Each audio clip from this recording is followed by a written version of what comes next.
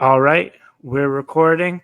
Welcome, everyone, to the Rink Rat Report Podcast. Recording this one December 6th, 10:15 p.m. Eastern Standard Time. Got to be very specific with these times. Got to be very specific with these dates as well, because trade season is coming. Was Zadorov traded before our last episode? He was not. He was not traded before our last episode. I believe he was traded 2 days after. I believe he was traded on the Friday or maybe Thursday. the Sunday. It was on the Thursday. Was it the Thursday? Okay. I believe so, because I remember being down here for that one. So, yeah, it's trade season officially. Nikita Zadorov got traded from the Calgary Flames to the Vancouver Canucks for a third and a fifth. That was notably a Leafs target.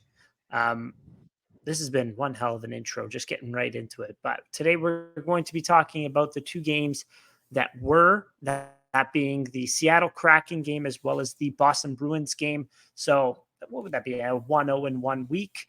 We're going to talk about, Jason, you had a good topic. I don't even know how to explain it, but I'm going to let you take the reins on this one. Let's the best way to preface this is just Toronto Maple Leafs, mythical creatures. And I'm going to let you guys that's the teaser for it.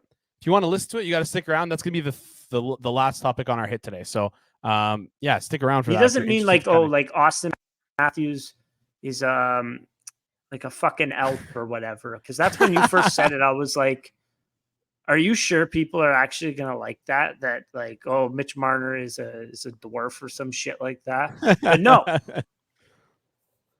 it's a lot different than that. And it's a lot. It's a very interesting discussion. So, and if people want a quick little peek behind the curtain of what it'll probably be like, the inspiration was Marner with a fishbowl. So let your mind run with that. So yeah, what happened when Mitch Marner had a fishbowl? Exactly. It sold out. Good luck getting one of those for your kids. The fishbowl sold out right now. Ooh, it's crazy. That's a hell of a marketing tactic. Unreal. Just eat a puck to the dome and get like hopefully you got a little bit of residuals for that. But anyways, let's carry on. We got two more topics that we're going to discuss as well, right? And then we're going to get into, I was mucking around with some numbers. We're going to talk about some of that, some expected results. And by that meaning, like, okay, the Leafs have been playing what they've been playing. They have 5 regulation wins. They have not won a regulation game in North America since the Vancouver one. They won one in Sweden.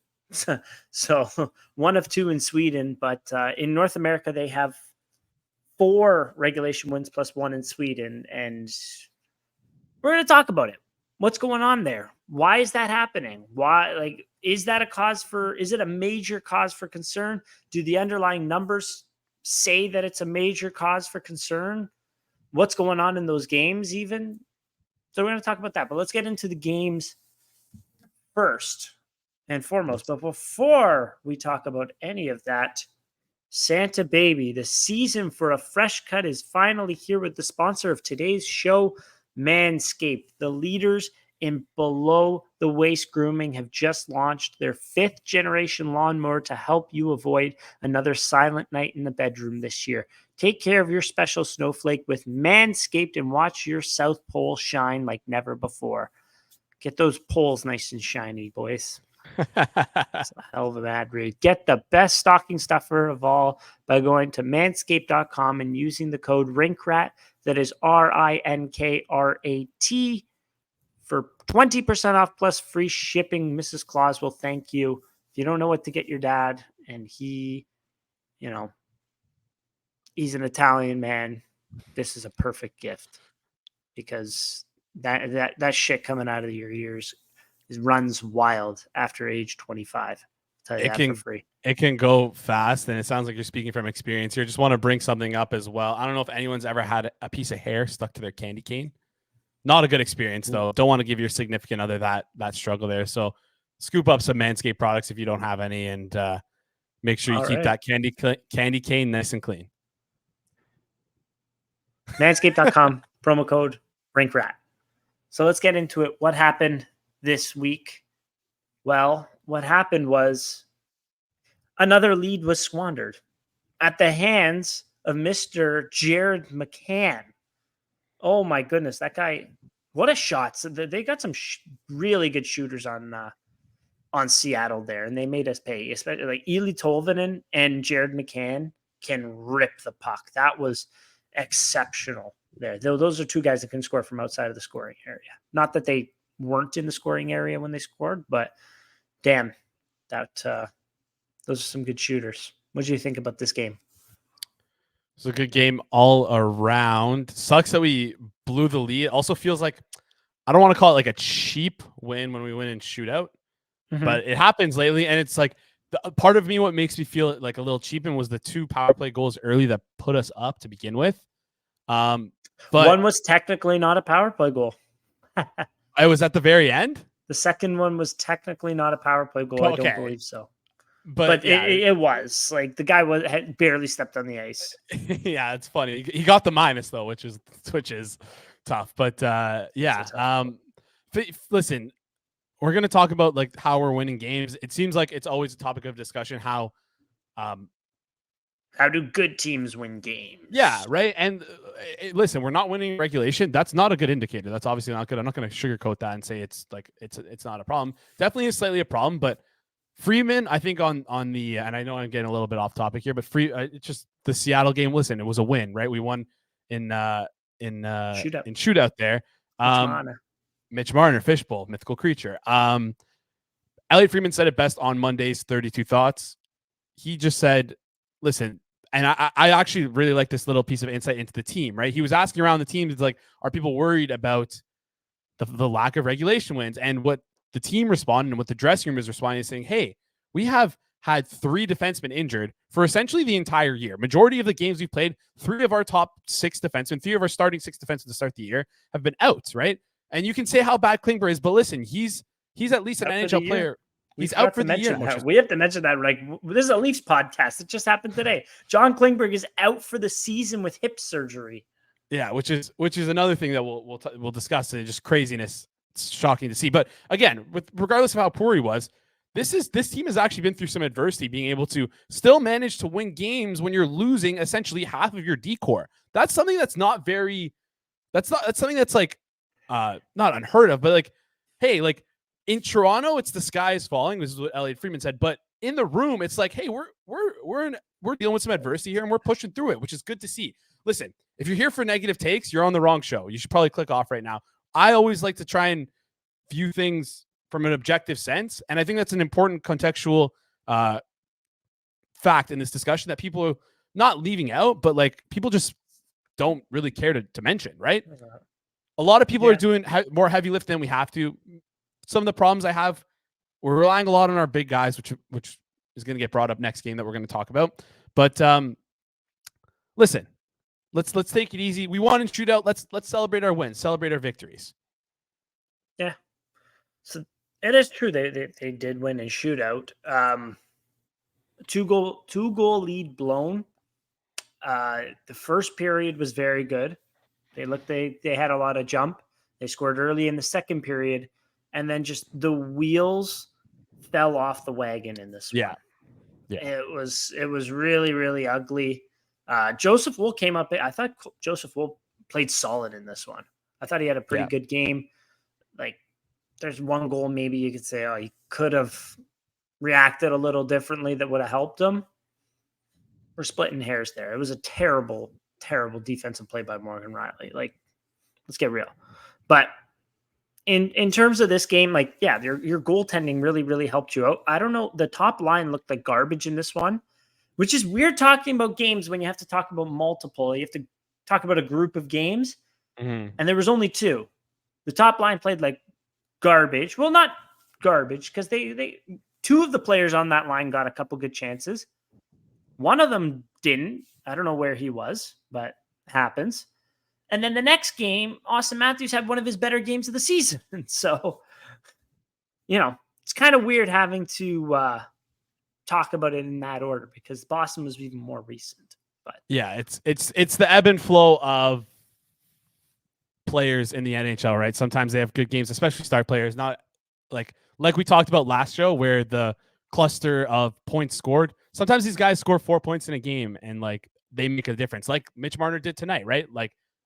Tonight for Seattle that night, right? And then there's some games where, you know what, sometimes he's not there, and that happens. That's like the ebb and flow of the sport, unfortunately. But the issue has been that they're getting points in games far less than they were last year. Yeah, the frequency is less, but which is killing you game to game.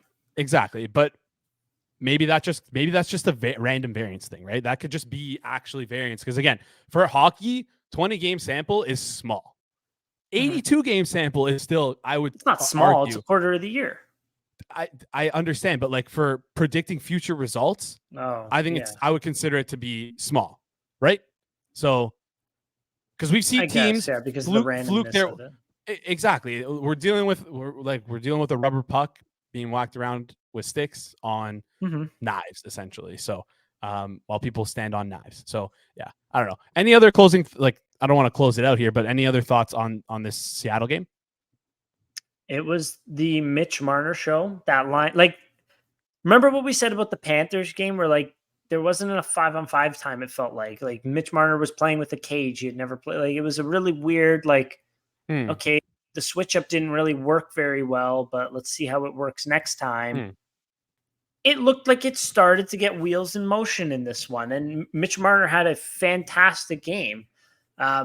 Just the issue in this one, the fourth line was -2.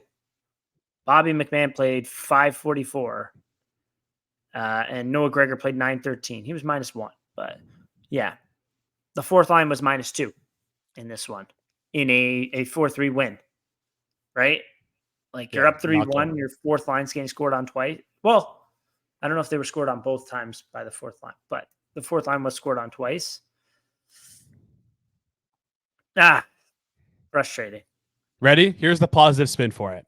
At least our fourth line, it's not performing well, and we know that it's not performing well. At least it's not being masked by a high PDO or a lucky stretch of good shooting percentage, where we're saying, hey, this is not an issue. We'll be good with this. We're fine with this, right? It's good because, listen, we're going to be 30-ish games maybe away from the trade deadline right now. We see these problems, right? They're not going to fix themselves. The chances are things might not be A-okay for the next 30 games. Give us an identity of what parts of our roster need attention. Listen, as I said before, I'm going to take a positive spin on things. But I do want to touch on, if you're good with closing out the Seattle stuff, I want to kind of use that, what you mentioned there with the fourth line only playing 5 minutes, to transition to the Boston game, if that's cool. So yeah, basically those are our thoughts for the Seattle game. But for the Boston game, ended in a not so spectacular fashion, which was one hell of an overtime. A lot of fun. And all these overtimes are fun. So listen, if you're going to Leafs games, you're getting your money's worth at the very least. Price for tickets. Anyways, whatever. We're not going to talk about that part. These games are definitely enjoying to watch. A lot of fun. But a lot of, even I said it myself, a lot of flack, it feels like, for that goal, for the overtime goal, because with 9 seconds left, our captain, it feels like, didn't back check in a 3-on-3 when there's basically no time. So good luck. Where I'm going with this, and why I use the fourth line playing 5 minutes to jump on this, is it feels like right now we're getting to the point where we're leaning too much on our stars in season. And I would have listen, we got to overtime, which is good. We almost pulled victory from the jaws of defeat, with this kind of being a back and forth game where the Bruins were down up 2-0. You were down 2-0 to the Bruins. Came back 2-2. You seen where they are in the standings? Exactly. They're at the top. So, listen, my point here, though, is that we might be relying on our stars too much. And that's part of the reason why we saw the John Tavares lack of back check. And also, I kind of think he was kind of good cheating, if we're going to be honest. So in case puck got bounced out, Joseph Wall made the save, shot up, and could fire the puck down. Maybe we get another chance. That's what I think he was doing. But yeah, just listen, not a good look. But at the same time, it did not look like that. Chances are, it's just he was gassed and he's playing too many minutes. Listen, Tavares looks better this year than he did last year. Maybe that's because of the image we have of Tavares from the playoffs. But like we saw with Mark Giordano, like we see with our older players, they kind of start to tail off as the season goes on. Like our focus should kind of be on trying to preserve that. So That's my quick spiel here. What were your thoughts on this game? Noah Gregor and David Camp for -1. That's quite interesting.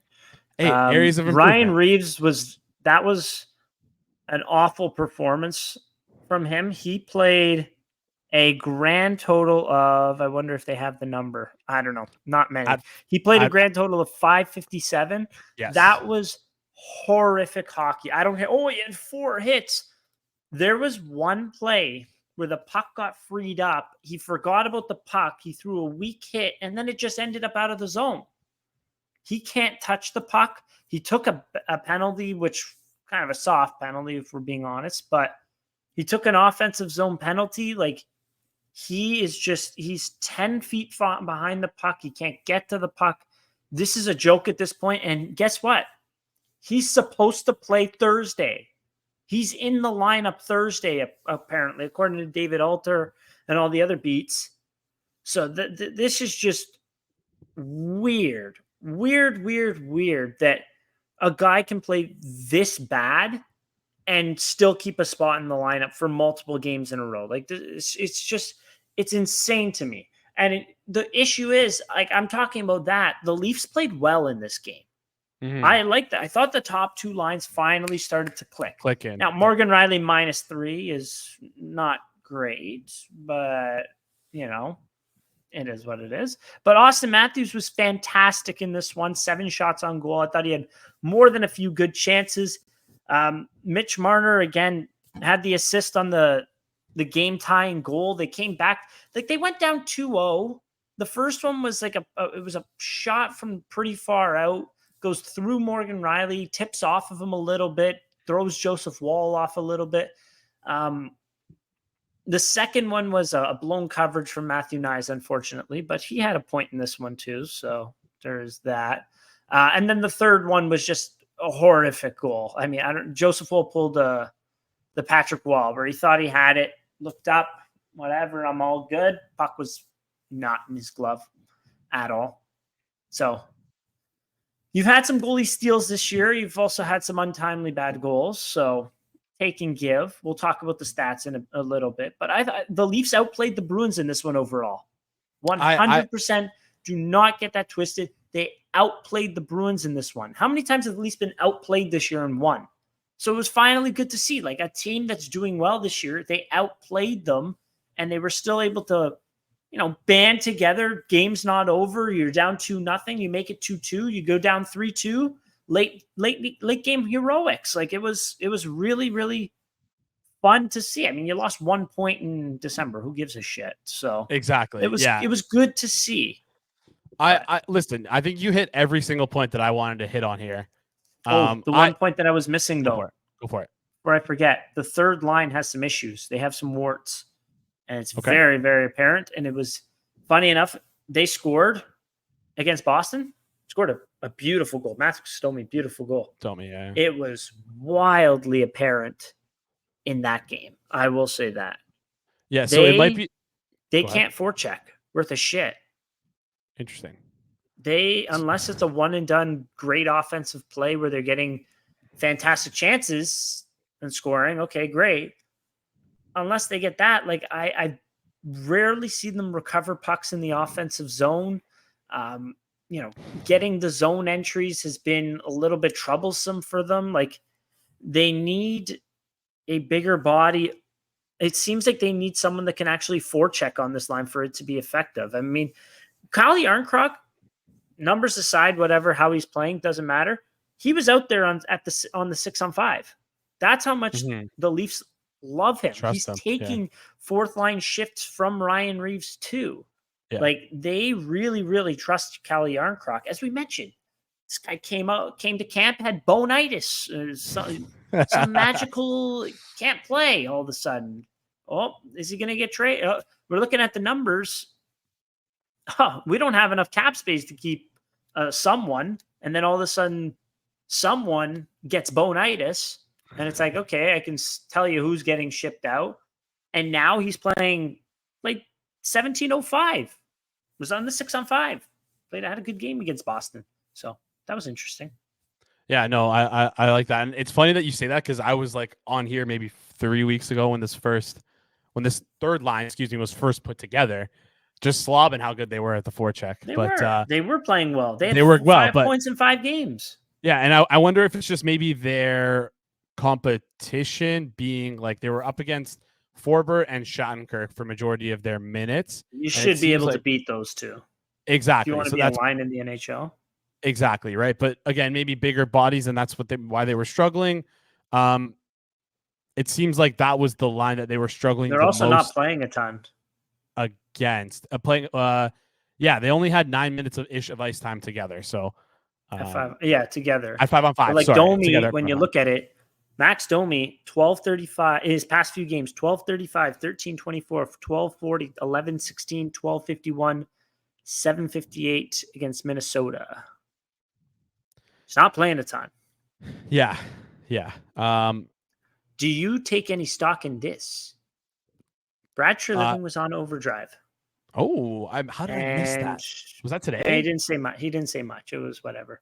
But they mentioned Ohtani, and they're like, have you heard anything about that? Do you know where he's going? And he said, for that amount of money, I think maybe he could be able to play right side D, or he said third line center, take some faceoffs. Wow.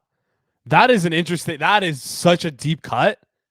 I think you're onto something here. I think that's what we're looking for. Third line center should be playing more than 12:35. They're playing David Kampf almost as much. That shows you. Mistaken. It's so funny because that shows you their vision. Potentially, if I feel like I'm being Charlie right now with like the meme, but from Always Sunny. But yeah, I think that's a great point. I think that's probably if people thought because that third line is clicking and looks good together that we're not looking after some 3Cs. That comment right there makes me think that we are. So I like that. That's a good point. Just look at their shifts though outside of their goals. Like they're scoring, but it's like, and they're scoring at a good rate. But outside of those shifts, it's like, those shifts could dry up. Those goals could easily dry up, and then, and this is something to watch. And this is something that I'd love to be hopefully addressed sooner rather than later. Because again, I don't want our guys to be playing so many minutes down like in December here. I don't want them playing minutes in January and February, our big top two lines, right? Not that they're wasted minutes, but I'd like them to get 2 minutes less a game. So that's it. 2 minutes less. Because again, it feels like over time. And I can pull up the minutes played here for the forwards. If you just give me a second here, it sucks because the 3-on-3 affects things so much. But at 5-on-5, Austin Matthews, John Tavares, Tyler Bertuzzi, William Nylander all played 17 minutes. Marner was there with 16:43. Right? That feels like a lot of minutes. And just to compare with the Bruins, their top line also played 17 minutes, but then you have their second line much lower with 2 players only playing 16 minutes. And then from there, 14, much more evenly spread is what I'm trying to point out here.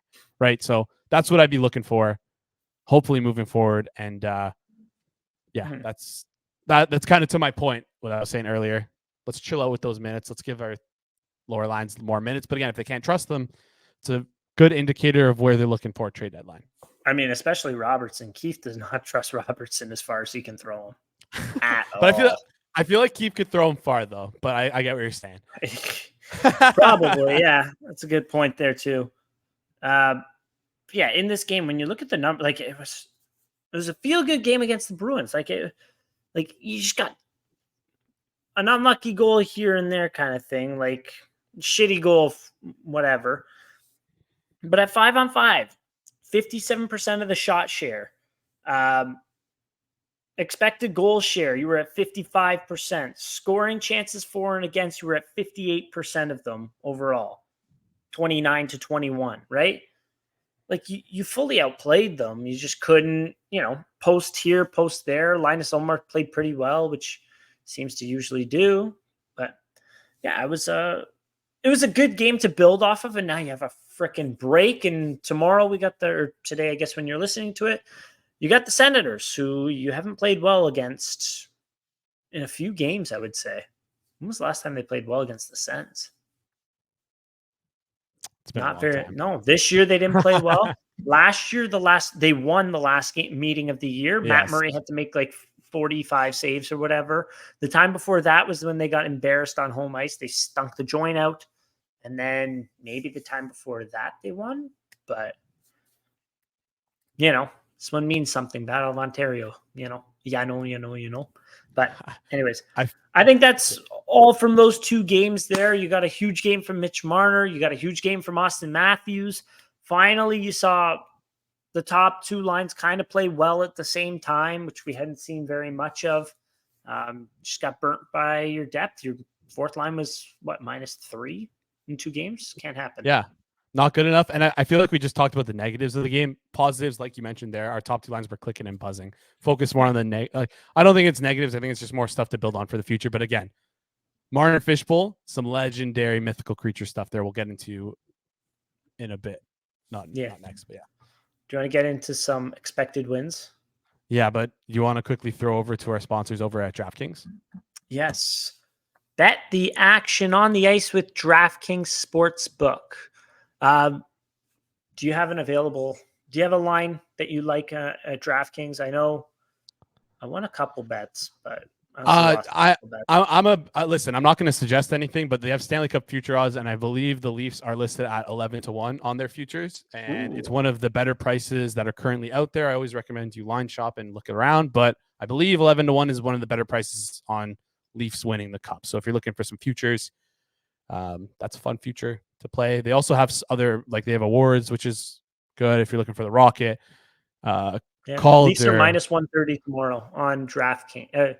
Tomorrow -130 DraftKings. I'm probably going to put something in there.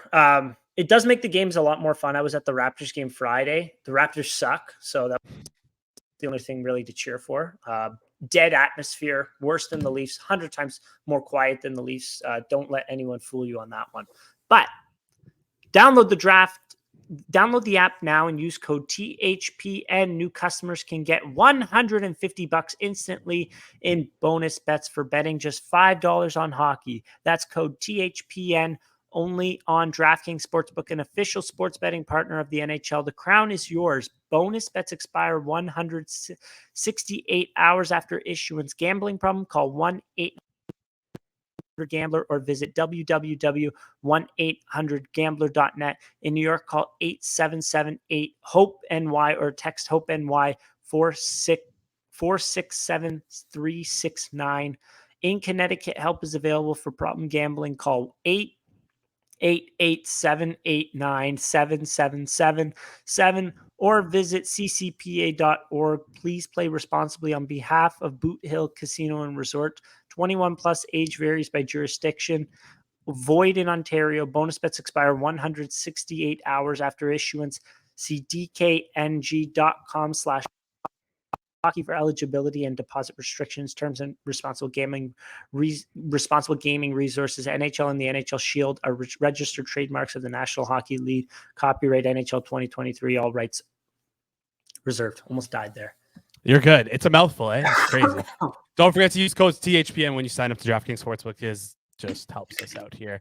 Bet responsibly. Please always play responsibly. Never gamble anything that you can't live without.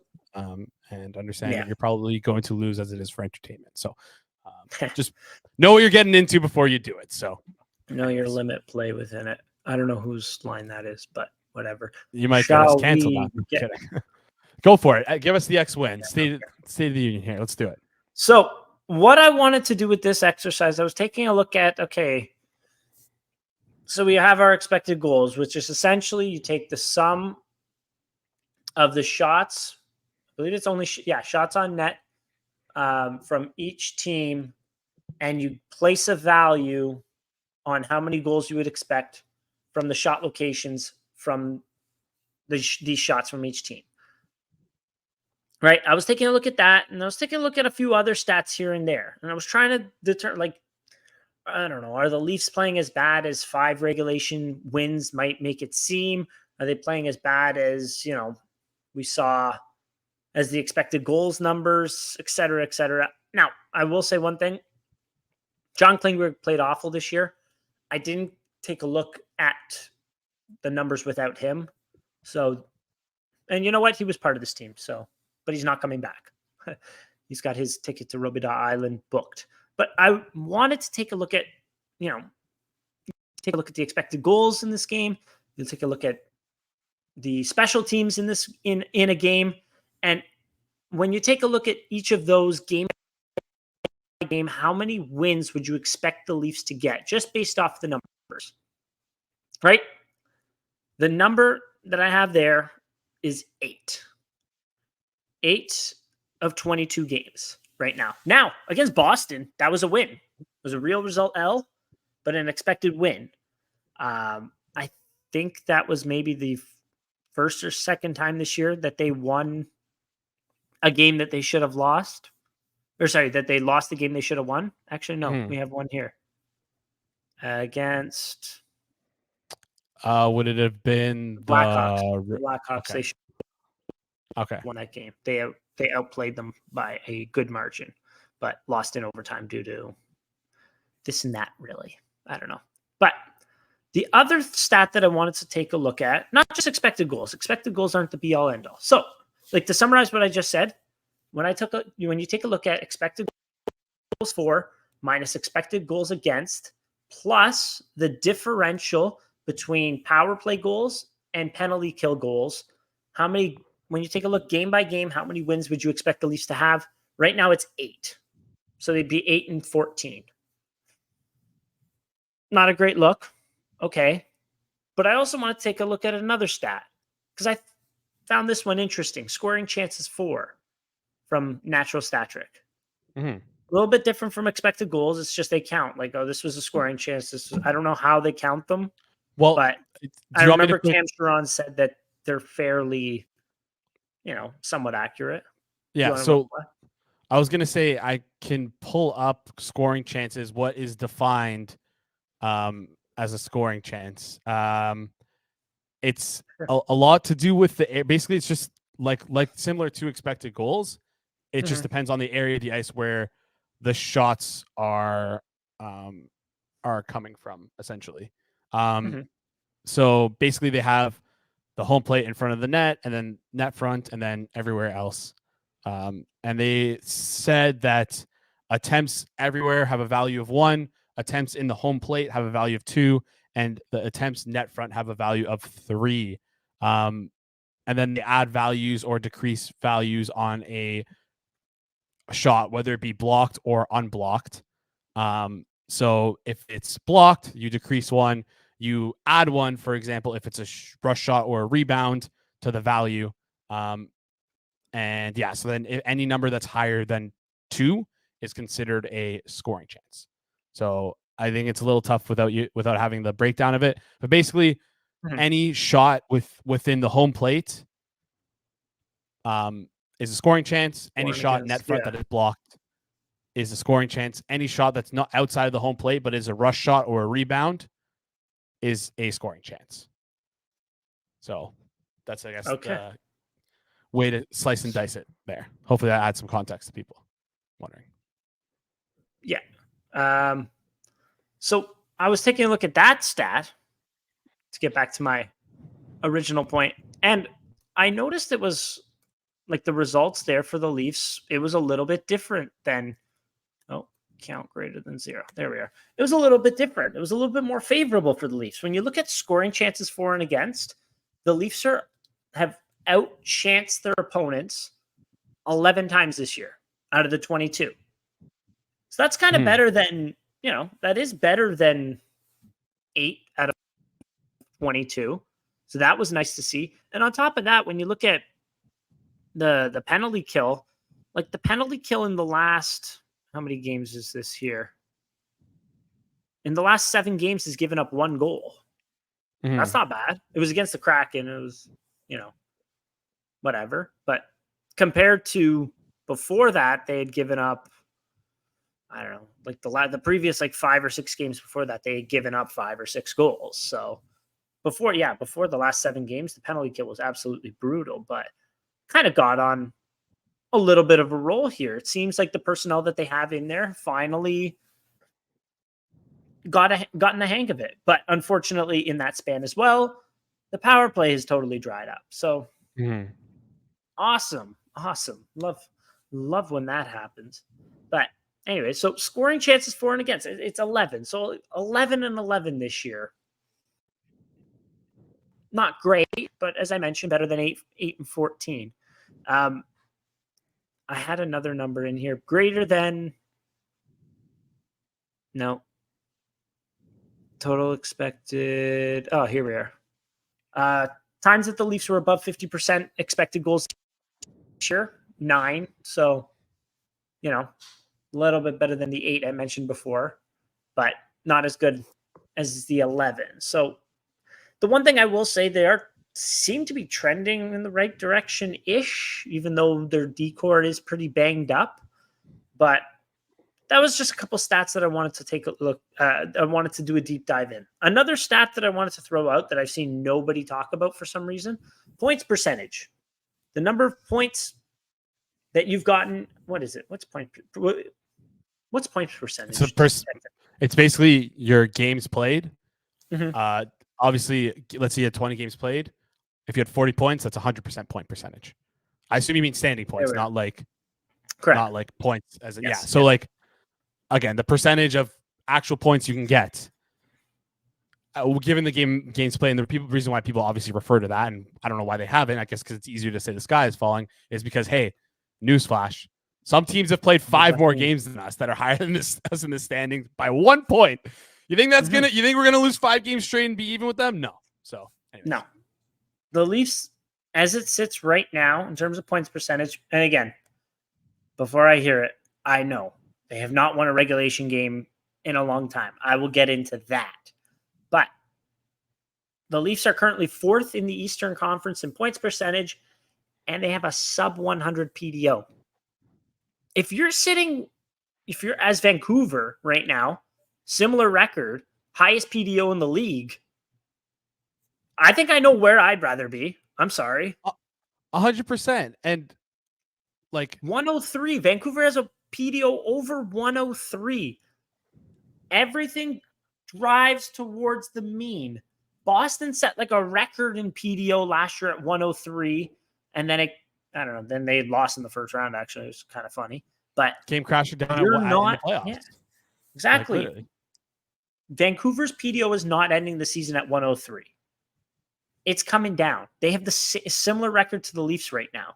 So I think I know which position I'd rather be between the two. So like the sky isn't falling, but why are we not winning regulation games? And I pulled this one up. I did it after that's lovely. I lost it. Anyways, good. I did this after the Seattle game. So I have to include the I hate Twitter. This is the worst developed app on planet Earth. Just a side note there. I developed this after the Seattle game, but funny enough, the Boston game falls within these categories as well. Through 22 games, multi-goal leads lost leading to extra time. 4.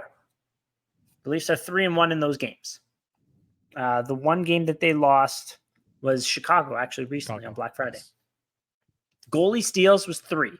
And I believe that was the Washington game, the Dallas game, and then most recently the Panthers game. A goalie steal is when the differential in goals saved above expected is greater than the differential in the game. So Joseph Woll stole 3 games this year. Just fantastic. Multi-goal comebacks this year. 6. 6 multi-goal comebacks. That coming against Montreal down 5-3. Tampa Bay down 3-1. Boston Bruins down 2-0. Sent it to shootout. Tampa Bay Lightning again down 4-1. Flames actually, they blew a 4-1 lead and that went to shootout and then they won. Red Wings down 2-0. That was a regulation win. Then they blew 2 3-1 leads in a row. And then most recently, they blew a 3-1 lead against the Kraken. So that means out of the 22 games this year, 4, 7, 6, 13. 13 of the games have been one of these events. And why is that? Do you think, Jason? Why can we not hold the lead? It seems like, and why are we not starting on time and having to mount these multi-goal comebacks? I have no idea. Variance? I don't know. I'm curious. I have homework for you, and I want you to look back 3 years and then 5 years and see like kind of the difference of the rate at which this is happening. I think that might paint a better picture of if this is just noise That or would if be a this is good something point. like That's a good point. look into. But I think it's cool that you brought that up because especially the comeback wins or comebacks just in general from multi-goal comebacks, it could be painted as two ways, right? It could be one, it could be like we said, we don't start on time, we don't like whatever, we're not starting on time, think that's not okay. But then you can look at it the other way where it's like, if there's ever a hole, we can just dig ourselves out of it, which is such a good thing to have that so many teams would kill for to be able to do. Because some teams, when you go up 2 goals in hockey, some of these teams are just dead. They're done. Like they're just finished because they don't have the scoring talent to do that. So it's an interesting question. I'm gonna have to think on this, and I'm curious if you can pull numbers that I can dig through for the last 3 years, 5 years, even 10 years if you can, and just to see the rate of it, because I think it'd be cool to look at it. It's something interesting, and I appreciate you. I like the goalie steal stat though. You got to publish that as like your own stat and start tracking. It's not. It's a Sport Logic stat. Fudge. I was gonna say that's such a sweet stat. But anyways, I think, listen, we talked about doom and gloom. It's easy to spin one thing. Like it's easy to look at a glass half empty and look at a glass half full. There's many ways to view it. One thing that I think the point that you brought up that we should be talking about is, again, points percentage. We're there. We're in it compared to these other teams. We're in the you haven't top. Been playing your best hockey, and yet you're still in it, which is nice to see. Like nothing. You're in the top 5 in your conference, right? And you are in just based on points percentage, and you are in the top 10 in the NHL in points percentage. Yeah, we're a little bit lower than we want, but we're doing this, like you mentioned, getting absolutely PDO bombed. So listen, not absolutely PDO. PDO's like at 996. Sorry. We're doing this while other teams are riding hot PDOs. Like we are in a downtrend. These teams are in an uptrend. When things start to level out, we're only going to go up. Majority of these teams alongside us, they're going to go down. So let's freaking do. Let's listen. I understand why people are freaking out. We're technically right now 5th in our division. But like I mentioned, the Tampa Bay Lightning have 27 games played and have 1 point more point than us. 27 games played, 5 more games, 1 more point. We'll cover that. What, 8-1 to the Stars? Yeah, like listen, we'll cover that. Came back and won. I'm not worried. Game. Like I've been saying for the last 3 weeks, talk to me 64 games. If we're at a, by the way, if we're at a 636 win percentage, point percentage, excuse me, 64 games, we're like fighting for first. Unless the Boston still keeps doing their crazy shit, but like we're fighting for first in our division. So I'm happy. I'm fine, right? If we're at 64 games and shit hits the fan and we're like fighting for a playoff spot, we're currently out of then I'll start to get worried. So I'm fine. So so I will say, I appreciate those stats you brought up. Some of these losses and blown leads and whatever, like you can attribute to, number one, the penalty kill was horrific earlier in the year. The 2 games against the Lightning where they had to come back, that was due to the penalty kill. They got rinsed by the Lightning power play. I remember that. Number 2, the untimely goals against the fourth line or your depth. Also, just getting scored on right away after scoring because you're putting out your fourth line right afterwards is extremely frustrating. So there is that too. On top of this, from what I've seen from the eye test, the defense can't kill a cycle. And when you can't kill a cycle and then transition the puck up the ice, not just the defense, the forwards too, but when you can't kill a cycle, then it just, you keep allowing them in, and then it's just, they're allowed to go around and around and around and around. And it ends up in the back of the net off of a stupid tip or a stupid whatever. So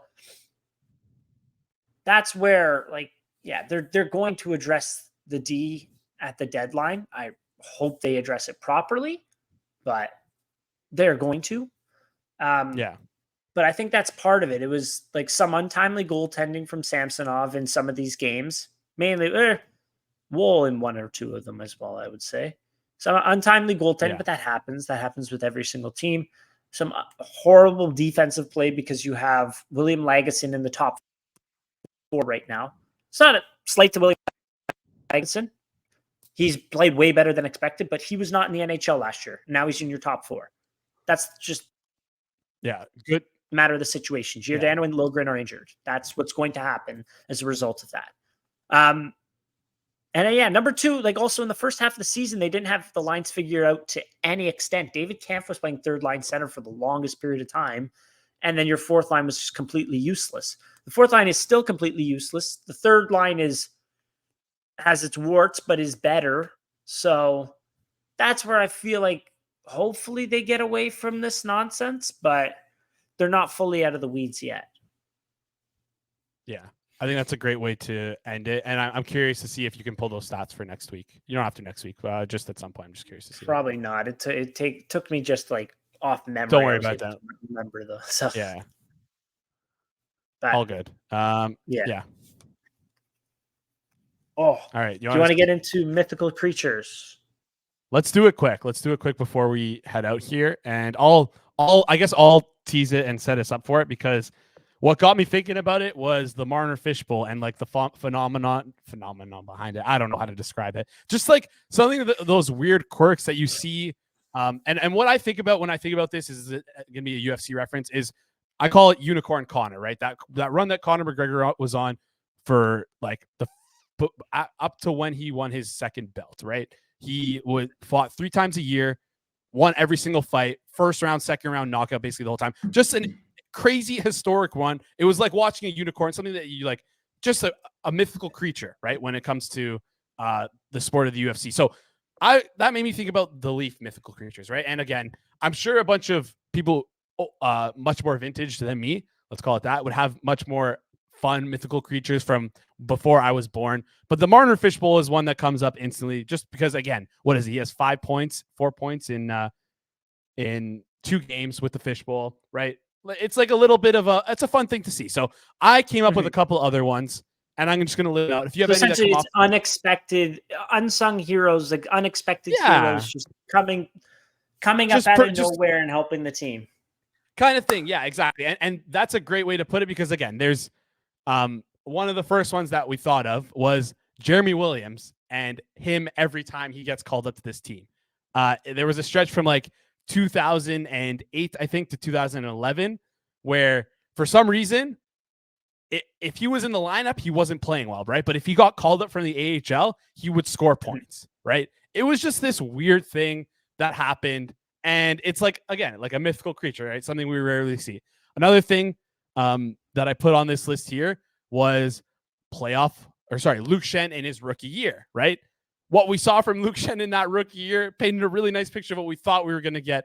Ended up not being fully what we got here for him. And then in the same vein, playoff Luke Schenn. I just think the irony of Luke Schenn, his career starting and finishing with the Leafs, his first season and last season with the Leafs were his best 2 seasons, maybe best 2 performances of his career. Thought that was pretty cool and interesting to see as like a little mythical creature. A couple others that I have here. 2013 playoff Reimer. That's self-explanatory. Guy played well above his head. Guy played amazing for us in that series against Boston. You don't agree? 10-11 Reimer, sure. 10-11 Reimer almost dragged the Leafs into the playoffs. He was in the AHL all year, and then they called him up, and he played fantastic. 12-13 Reimer, like 11-12, he didn't play that well. 12-13, he stepped it back up, played very, very well. Shades of 10-11. In the playoffs, I don't know, he played decently, played about the same, I would say. That team was not good, and he was a big reason why they were able to go to 7 games. I'd have to go back and watch then. I don't remember him being like stupendous. I remember he was good. Yeah, he was a 924 during the regular season last year in 33 games. So, I don't know. I think it was what was interesting that season. I think I've asked you this before. Who started the first game of that year? I have no idea. Ben Scrivens. They didn't give Ben it to James Reimer. Scrivens. Because Reimer Oh just my. ended the last year. He wasn't playing well. Ben Scrivens was playing well in the AHL before that. And bam, they gave him the first game, slapped him in the face. That was the And push he then needed. they slapped him again by trading for Jonathan Bernier, which shouldn't be that big of a slap in the face. I mean, you got yourself a goaltending partner, and he just shit the bed. And then they both shit the bed. So, yeah. Anyways. And then last two I have on the list here. Playoff Riley. Self-explanatory. Total ass last year. Seems like the last 3 years in the playoffs, he's looked really, really good in the playoffs where it's like a flips a switch and comes on. Montreal and then the series last too. thing is that 4 years then? Frick, it's been a long time. No, 3 then. You're right, 3. Yeah. My bad. So no, don't worry. And then the last one I have is this one's a little funny because it's like it's his thing. It's iconic with him now. But Matthews with a mustache. Not saying that he wasn't good with a mustache, or maybe Matthews' first game of the season, 4-goal performance. I don't know. Matthews with a mustache, I thought was fun just because it's like a little bit of an icon. I don't know. Anyways, how you want to categorize mythical creatures is up to you. I just thought it was cool. It'd be cool to take down a trip down memory lane. Just think about those weird things that happen in your team that, you know, some other fan, like if you're not a part of the fan base, you wouldn't really think about or know about. But yeah, if you have any other mythical creatures, comment them below. Let us know what you think. Do you have any other mythical creatures that you can think of on the spot? I put you on the spot here. Kind of came up with this like on the fly.